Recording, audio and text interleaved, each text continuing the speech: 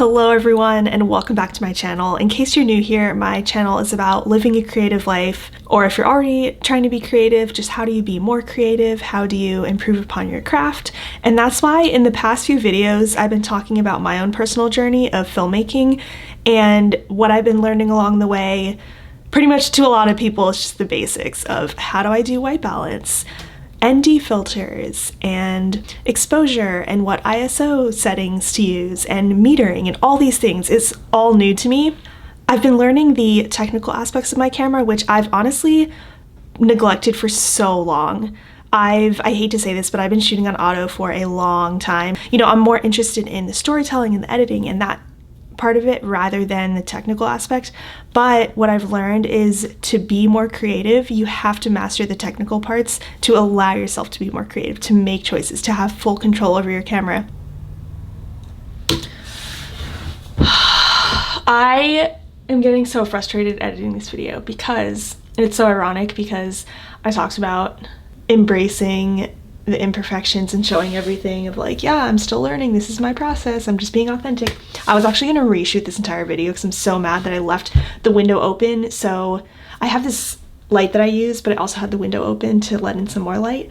But because the clouds and the sun kept changing outside, it started letting in more light, and then I didn't adjust my ISO accordingly. And then it was overexposed, and now it has this weird pinkish tint. And it's just really frustrating because people always say, don't shoot on auto, shoot manual settings, you know, to be a real filmmaker, to be a real photographer, to be, you know, a true professional, you have to have full control over your camera and manual settings and to be more creative and to get the look that you want.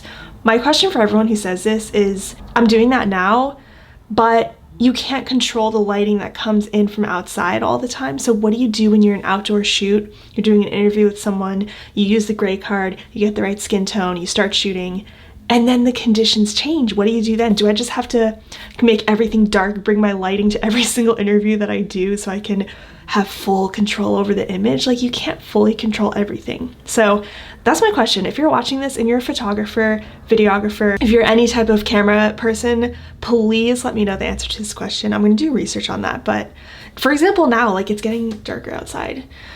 I'm just really frustrated because I'm literally trying to learn and have full control, but the truth is you can't fully control every situation. So what do? How do you compensate for that? When you're in the middle of interviewing someone, do you say, wait, stop, you know, you were saying something really profound, but okay, let me adjust my ISO, let me adjust, oh, let me hold up the gray card again to your face. Okay, the sun moved, okay, continue the interview. Oh, the sun changed again, hold up the gray card, set the white balance again. Is that really what you have to do? Please tell me. Okay, rant over, back to the scheduled program. The reason I share what I've been learning so far and my improvement of my craft daily, everything I've been learning, is that I want to encourage whoever's watching to also improve upon your craft and be a producer, not just a consumer. Because what I find is we're such consumers and we're always consuming other things. We say, oh, I'm gonna go get inspiration, which is true. It's good to be inspired by other creators, but we shouldn't be comparing ourselves to other creators who are farther along on their journeys than we are, and they've put in hours and hours of practice. And we might compare our beginning work to those people because what we see is a polished, finished product. But what we don't see is all the hours they put in and the mistakes they made along the way and the frustrations and all that goes on behind the scenes. That's why I kind of wanted to share my own process of me learning and the frustrations and the tests and the going out and trying again and why doesn't this work and the white balance and color grading and all those things. Oh, one more thing. So I hear all the time photographers, videographers, they're like, you want to set a custom white balance because you don't want it on auto because it changes in the middle of your scene. So my question is, say you're doing a real estate shoot and you're in a house doing a house tour, like a professional thing for a client, you do the white balance and then you're going through, you have your gimbal, your camera's all set up, you're going through the house, and then the lighting outside that you have no control over changes. Like for example, in this video, the sun kind of came out and the clouds came. So what do you do in that situation? Do you just take the extra time to reshoot, I guess, or do you later in post production, go through all the settings of like, okay, add it a little cooler at this point, and then try to get it all to match up. I guess it's just extra work. I don't know. Am I just being lazy? Do I not want to do all the extra work of tweaking every tiny little thing of like, oh, the light changed at this point. Okay, gotta make it cooler. Okay, the sun came out, gotta change it back. I really just want a consistent white balance. So let me know if you have the answer to these questions. I would love to know.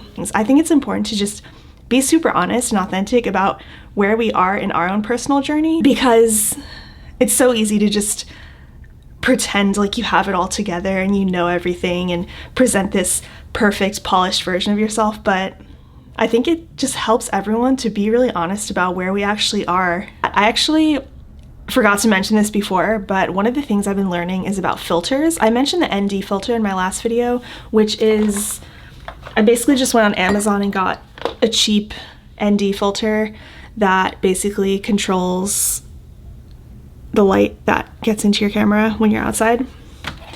And I got the K and F, so this was just really just a functional thing.